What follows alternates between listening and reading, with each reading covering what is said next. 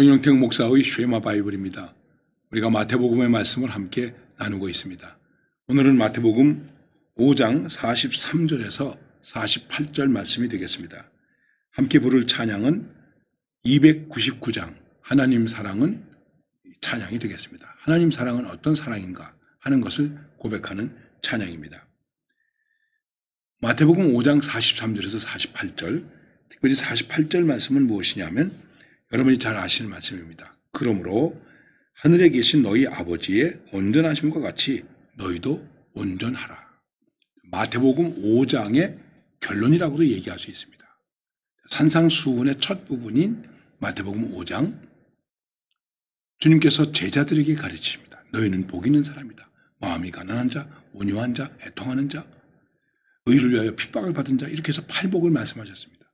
그 다음엔 이렇게 복받은 자로 세상의 소금이요 빛으로 살아라. 이렇게 살 때에 우리는 이 세상에 좀 괜찮다고 생각하는 사람들, 당시의 바리새인들보다 더 나은 의의를 갖게 되는 것이다. 나은 의의를 가져야 된다. 그 나은 의의를 갖기 위해서는 어떻게 되겠는가? 하나님의 말씀 앞에서 마음의 진실성과 신실함을 가지고 해야 된다. 죄의 문제는 행위의 문제보다 앞서서 마음의 문제가 있는 것이다. 그래서 미워하지 말아야 되고 마음의 음욕을 품지 말아야 된다. 말씀하고 있습니다. 할 수 있으면 좀 더 해줘라. 더 해줘라. 그러면서 주님께서 이렇게 말씀하십니다. 내 이웃을 사랑하고 내 원수를 미워하라 하였다는 것을 너희가 들었으나 나는 너희에게 이르노니 너희 원수를 사랑하라. 자, 내가 잘해줘야 되고 베풀어줘야 되고 나누어야 되고 뭔가를 친절하게 해주어야 되는데 그것을 우리가 사랑을 베푸는 거라고 얘기할 때 그 한계가 어디까지인가? 이것입니다. 어디까지인가? 어디까지 해야 되는가? 우리는 가끔 할 만큼 했다. 이렇게 생각할 때가 있습니다. 그런데 주님은 그 한계가 원수예요. 너희 원수를 사랑하라. 그 원수가 누구입니까? 그 다음에 이렇게 말씀하고 있죠. 너희를 핍박하는 자를 위하여 기도하라. 너를 핍박하고 너를 못 살게 구는 자를 위하여 기도해라. 이같이 한즉 하늘에 계신 너희 아버지의 아들이 되리니 이는 하나님이 그 해를 악인과 선인에게 비추시며 비를 의로운 자와 불의한 자에게 내려주심이라. 그렇게 해야 하나님의 아들이 된다. 화평케 하는 자가 복이 있다. 어떻게 된다고요? 하나님의 아들이라 일컬음을 받는다. 하나님과 앞에서 그 자녀로 인정받을 때에 그 조건이 무엇이냐면 화평케 하라. 화평을 하려면 어떻게 될까요? 이웃만이 아니고 원수라도 나를 핍박하는 자를 사랑할 수 있어야 된다. 이게 주님께서 우리에게 말씀하신 한계예요. 여기까지 가야 된다는 거예요. 나 할 만큼 했어. 그거 아니라는 것이죠. 그렇게 되면 이제 우리의 사랑과 베품은 끝나는 것입니다. 그러면서 뭐라고 말씀하시냐면 이 문제에 대해서 말씀하시되 하나님께서 의로운 자나 악한 자나 똑같이 비를 주시고 의로운 자나 악한 자나 똑같이 햇빛을 주신다. 자, 47절에서 또 너희가 너희 형제에게만 무난하면 남보다 더한 것이 무엇이냐? 이방인들도 이같이 아니하느냐? 자, 우리가 사랑하고 베풀고 나누는 것을 나하고 가까운 자만 하면 뭐가 다르냐? 뭐라고 말씀하고 있습니까? 이방인들도 그렇다. 여러분, 우리 믿는 사람들끼리 한 교회 안에서 친절하고 나누고 베풀고 주의 이름으로 사랑합니다. 얼마든지 그럴 수 있죠. 그런데 안 믿는 사람들도 그 사람들끼리 모이면 어떡합니까? 친해요. 나누기를 잘해요. 여러분, 한국 사람들은 인심이 참 좋습니다. 특별히 술, 담배 인심이 좋습니다. 같이 한잔 하시죠. 또 지나가는 사람이 담배 한 대 주시겠어요? 예, 담배. 아주 훈훈하게 나누는 것을 보아요. 그거 부러워할 필요는 없습니다만 우리가 그만큼 넉넉합니까? 베풉니까? 조금 더 좀 솔직하고 부끄러운 얘기를 한다면 안 믿는 사람들은 싸우고 앉아서 술 한잔 하면서 다 풀어요. 예. 미안하게 됐어. 자, 한잔하고 끝내자. 대포 한잔 하자. 그리고 끝나요.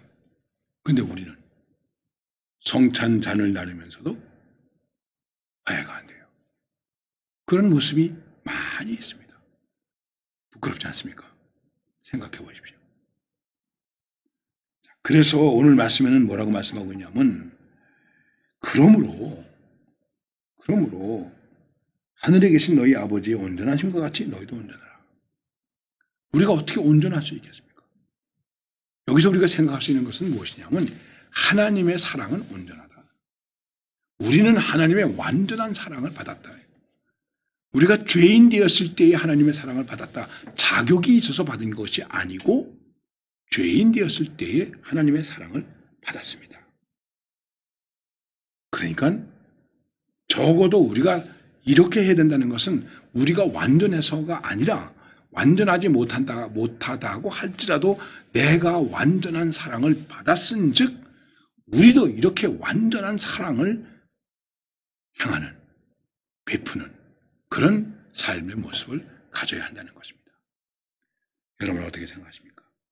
사랑할 수 인간은 이 세상에서 정말 원수까지 사랑할 수 있는 인간은 그렇게 많지 않습니다. 그러나 누구도 사랑할 수 있는 보편적 사랑을 가지고 있다는 것. 나는 못해 그것이 아니라 나도 누구나 사랑할 수 있는 사랑을 가질 수 있다. 누구나 보편적으로 사랑할 수 있는 사랑을 내가 가지고 있다. 왜? 완전한 사랑을 받았기 때문에. 그러니까 우리는 단순히 마음이 가난한 자는 복이 있다. 천국이 저희 것이며. 그런 정도로 생각하고 사는 것이 아니라 하나님의 사람 제자들이 내면적 성숙을 가지고 온전해지라는 것입니다. 그리고 그 온전성의 한계가 어디에서 나타나는가? 과연 원수까지 사랑하는가? 그래서 칼을 뽑아 들었을 때에 주님께서 뭐라고 말씀하십니까? 이것까지 참으라. 여러분, 이건 참을 수 없어. 그것까지 참으세요. 이건 반드시 보복해야 돼. 그것까지 참으세요.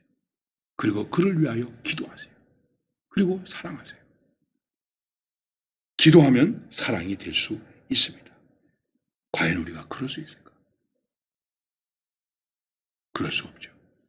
그래서 우리들의 마음속에서 무엇이 솟아나야 되느냐 하면 이 온전한 사랑을, 이 완전한 사랑을 나는 받은 사람이다. 너무나 감사하다. 이런 은혜를 받은 사람이다. 용서하지 않을 수 없고 사랑하지 않을 수 없고 기도하지 않을 수 없다. 반드시 기도해야만 되고 사랑해야 된다. 내가 흠없는 사람이어서가 아니라 흠이 많지만 부족함이 많지만 그러나 분명한 것은 내가 죄인 되었을 때에 완전한 사랑을 받은 자이기 때문에 이것을 해야 된다. 왜? 바로 이것이 하나님께서 하나님의 사랑을 받은 자에게 요청하시는 그러한 삶의 모습이기 때문에 그런 것입니다. 여러분, 바로 이런 내면적 성숙함을 가진 그런 제자, 바로 복 있는 제자입니다. 그 복 있는 제자로서 이러한 삶을 이루어 나가야 됩니다. 복 있는 제자, 원수까지 사랑할 수 있는 제자, 무엇인가를 더할 수 있는 제자, 바로 그것입니다. 이것을 우리가 오늘 깨닫고 그 깨달은 믿음을 가지고 기도하면서 할 수 있으면 마음으로라도 이렇게 해야지 하면서 살아가는 하나님의 백성들이 되시기를 바랍니다.